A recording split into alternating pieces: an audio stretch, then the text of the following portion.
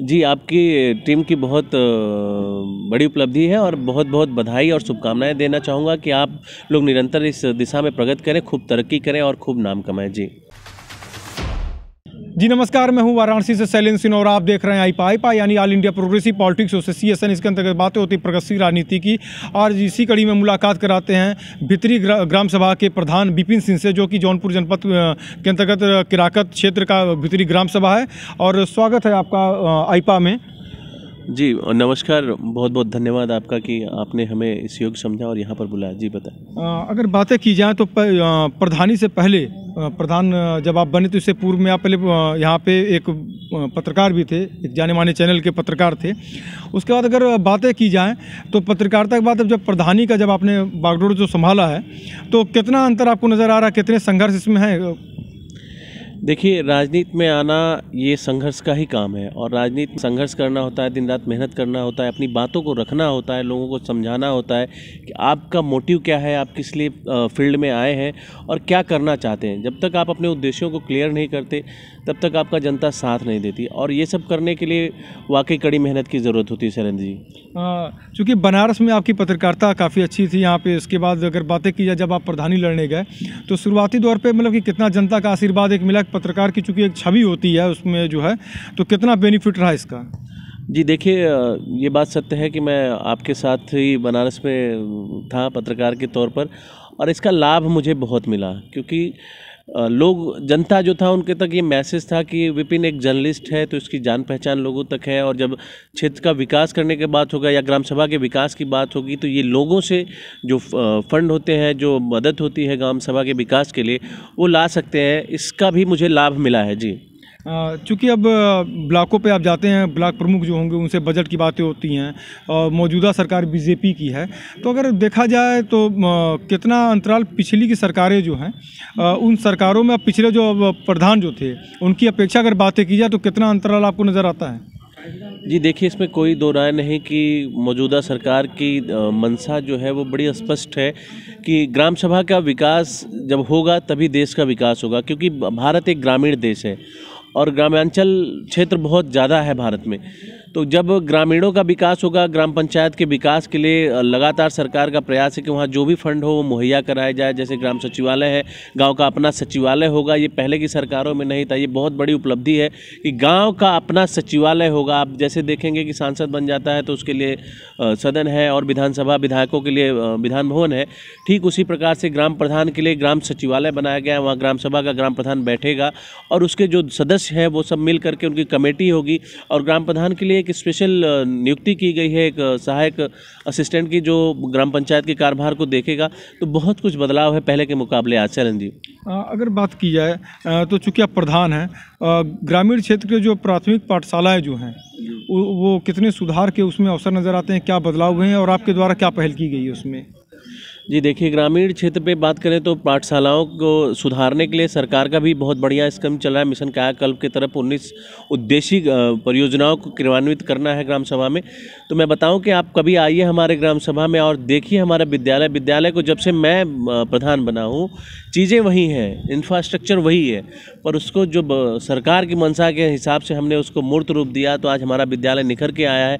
आपको बता दें कि जब हम बचपन में पढ़ने जाते थे तो आप भी जा रहे होंगे, तो प्राथमिक पाठशालाओं में बच्चों की भरमार हुआ करती थी। लेकिन बीच में एक ऐसा दौर आया कि लोग प्राथमिक पाठशालाओं से दूर जाने लगे और प्राइवेट स्कूलों में दाखिला लेने लगे। लेकिन कोरोना काल के बाद, चाहे ये समझ लीजिए कि उसका लाभ हो या सरकार की अच्छी मंशा का लाभ हो, आज हमारे पाठशाला में आप आएंगे तो बच्चे भी भरपूर मात्रा में हैं और अच्छी शिक्षा दीक्षा हो रही है।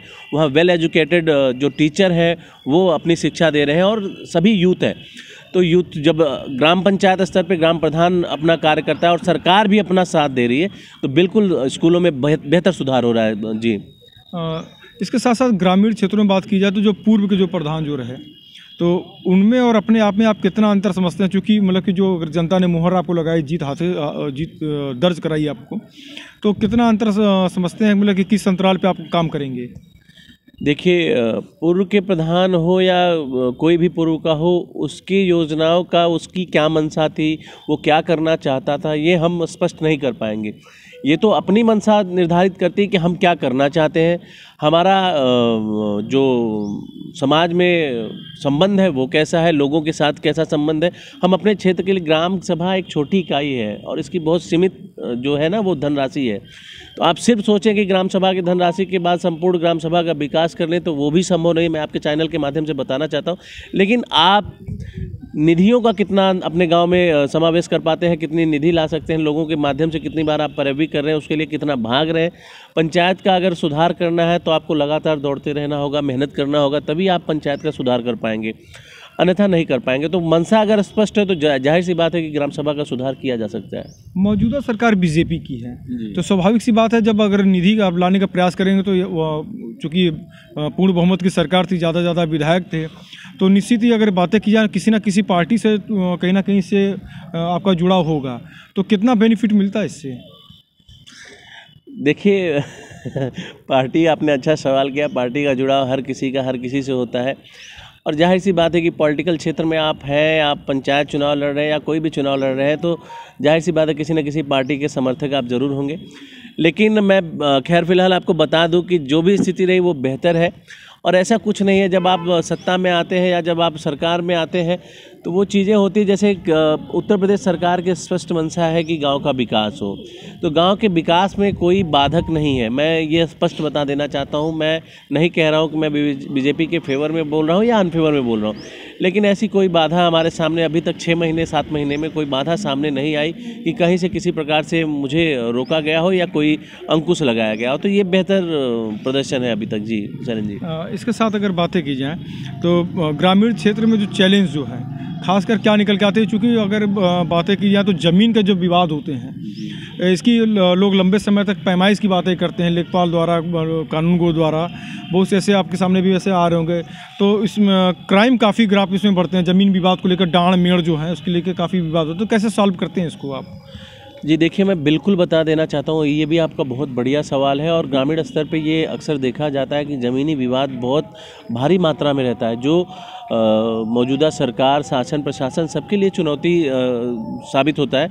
ये चीज़ें होती हैं कि जब आप जनप्रतिनिधि बनते हैं तो आपको समझना होता है कि संपूर्ण जनता आपकी है और उनको समझाने का काम आपका है। मैं आपको बता दूँ शैलेंद्र जी, कभी आइएगा हमारे गाँव, आप भ्रमण कीजिएगा।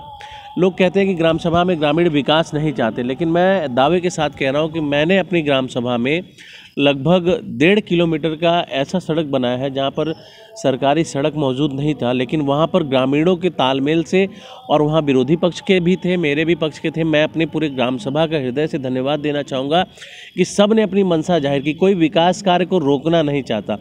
ये तो प्रतिनिधि कई बार होते हैं, जैसे वो ग्राम स्तर पे आप बखूबी जान रहे हैं क्योंकि आप भी ग्रामीण क्षेत्र से बिलोंग करते हैं, ये चीज़ों को उलझाते हैं। ये एक पक्ष से कहेंगे कि आप करिए, दूसरे पक्ष से कहेंगे मत करिए, फिर उनको दूसरा समर्थन देते हैं। लेकिन अगर आप अच्छी नीयत के साथ काम करना चाहेंगे तो ग्रामीण आपका बिल्कुल सहयोग करते हैं, क्योंकि विकास किसी को नापसंद नहीं होता। सब चाहते हैं कि हमारे गांव का, हमारे क्षेत्र का विकास हो, पर प्रतिनिधि का जो है वो कितना मजबूत इरादा है डिपेंड उस पर करता है। जौनपुर में चूँकि अगर बातें की जाए शिक्षा की स्तर जो है बहुत अच्छी मानी जाती है।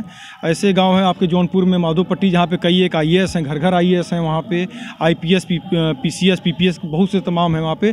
तो एजुकेशन के क्षेत्र में जो मतलब कि जो वहाँ के लोगों का जो एक अपने परिवार के प्रति, अपने लड़कों के प्रति जो एक दायित्व जो बनता है वो काफ़ी निकल के आता है। तो क्या संदेश देंगे अन्य प्रधानों को और अपने जनपद के माध्यम से?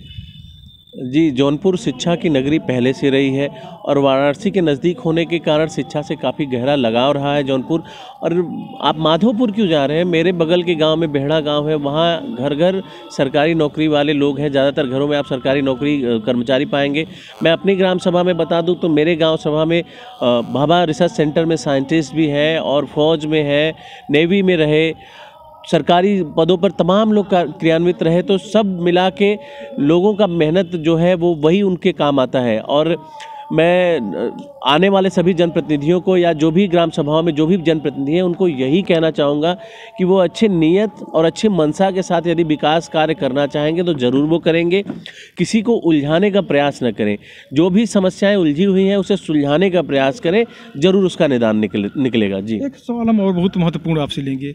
ग्रामीण क्षेत्र में विवाद बहुत तगड़े होते हैं ज़मीन को लेकर। मैं दोबारा सवाल इसलिए आपसे ले रहा हूँ क्योंकि ज़मीन कैसे विवाद हैं, ये पूर्वी उत्तर प्रदेश की अगर बातें की जाए तो सरकारी जो सिस्टम जो है वो कहीं ना कहीं ध्वस्त रहे हैं। उसी के कड़ी के अंतर्गत बातें की जाए तो यहाँ से ब्रजेश सिंह हो गया, ज़मीन का विवाद उनके परिवार से था। त्रिभुवन सिंह थे, मखनू साधु सिंह थे और मलखान सिंह डाकू जैसे जो लोग थे, तो ज़मीन के विवाद के कारण जो है मतलब कि वो काफ़ी क्राइम करा पड़े उसमें। और आपके जौनपुर में कैसे शार्प शूटर जो निकले, जो मतलब कि जो जिनकी जो आपराधिक जो शुरुआतें जो हुई ज़मीन विवाद की डांड थे। तो क्या सजेस्ट करेंगे, क्या सरकार से क्या पहल रहेगी अगर कभी कोई किसी कोई पहल की अगर बातें हों? जी बिल्कुल, आपका सवाल दोबारा बहुत सराहनीय है। और मैं बता दूं कि ज़मीनी विवाद इसलिए अधिक रहते हैं क्योंकि आप जब चीज़ें जो मैप है ना, ज़मीन तो संकुचित है, वो सीमित है, उतनी ही रहेगी, वो बढ़ने घटने वाली नहीं। पर एक कपड़े के पेपर पे मैप तैयार किया जाता है। कई बार देखेंगे कई ग्राम सभाओं में 40-40, 50-50 साल पुराना नक्शा है, वो फट भी जाता है या तन जाता है। आप मैप पे जब एक सूत मात्र भी अगर नक्शे में इधर उधर हुआ तो ज़मीन धरातल पे लाठा दो लाठा इधर उधर हो जाती है, उसके लिए विवाद होता है। वो कारण है। अभी हमारी सरकार घरौनी को लेकर के आबादी क्षेत्र का सर्वे कर रही है और उसका लगातार रिपोर्ट तैयार किया जा रहा है।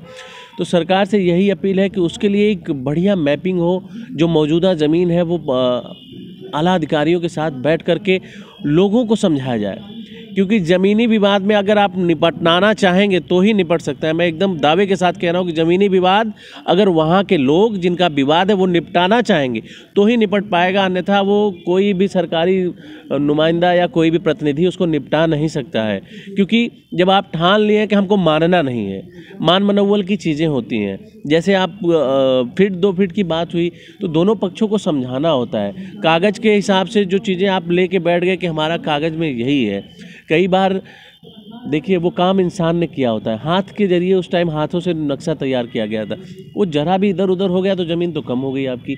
उन चीज़ों को समझाना होता है, भाई आपकी जो चीज़ है वो आपको मिल जाए, आप उससे संतुष्ट रहिए। हाँ, आप उसके बाद भी नहीं चाहते कि नहीं हम कह रहे हैं कि उस पेड़ के पास तक हमारी ज़मीन है, हमको वो चाहिए, तो वो कोई नहीं समझा पाएगा, वो लगातार मामला जो है वो विवाद में बना रहेगा।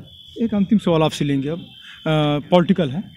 चूँकि अगर बातें की जाए तो अखिलेश यादव जो है डायल 100 108 एम्बुलेंस जैसी सुविधा यहाँ पे मुहैया शुरुआती दौर पे करवाए, काफ़ी उसका लाभ मिला, सराहनीय काम था उनका, अखिलेश जी का।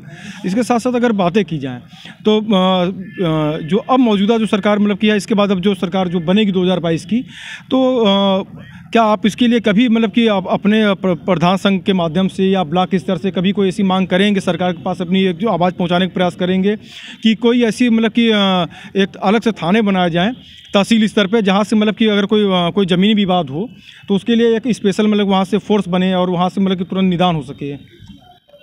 जी शैलन जी, मैं पहले भी बता चुका हूँ आपको कि ज़मीनी विवाद, ये जब तक ज़मीन जिनका विवाद है वो अगर अलग से प्रशासन इसके लिए मतलब समझ रहा हूँ वो तय करना वो बहुत अच्छी बात होगी, लेकिन जब तक वो विवाद निपटारा नहीं चाहेंगे। आपने सही कहा, अखिलेश यादव ने डायल 100 और 1090 जो लाया वो उनकी बेहतरीन उपलब्धि थी, इसमें कोई दो राय नहीं था। लेकिन अखिलेश यादव अब धीरे धीरे एक असफल नेता साबित हो रहे हैं। आने वाले विधानसभा चुनाव में आपको साबित हो जाएगा कि अखिलेश यादव एक कांग्रेस के दूसरे राहुल गांधी बनकर रहेंगे। मैं गलत शब्दों का इस्तेमाल नहीं करना चाहूँगा, लेकिन मैं दावे के साथ कह रहा हूँ, जिस प्रकार से अखिलेश यादव को बनी बनाई खिचड़ी मिली थी, धरतीपुत्र माननीय मुलायम सिंह जी यादव जी ने धरती तैयार किया था, उस पिच पे अखिलेश यादव फ्रंट फुट पे खेले हैं, इसमें डाउट नहीं है, अच्छी सरकार चलाए हैं। लेकिन इनके बस की बात नहीं है कि ये सरकार बना पाएंगे। जी, आईपा की मुहिम है, जन जन तक हम लोग पहुँचते हैं, क्या कहेंगे आईपा की इस मुहिम को आप? जी, आपकी टीम की बहुत बड़ी उपलब्धि है और बहुत बहुत बधाई और शुभकामनाएं देना चाहूँगा कि आप लोग निरंतर इस दिशा में प्रगति करें, खूब तरक्की करें और खूब नाम कमाएं। जी धन्यवाद। तो आप थे हमारे साथ विपिन सिंह, जो कि प्रधान हैं भितरी ग्राम सभा जौनपुर से, और इन्होंने बहुत ही बेबाकी से जवाब दिया और इन्होंने तमाम बिंदुओं पर अपने विचारों को प्रकट किया। वाराणसी से शैलेंद्र सिंह, आईपा।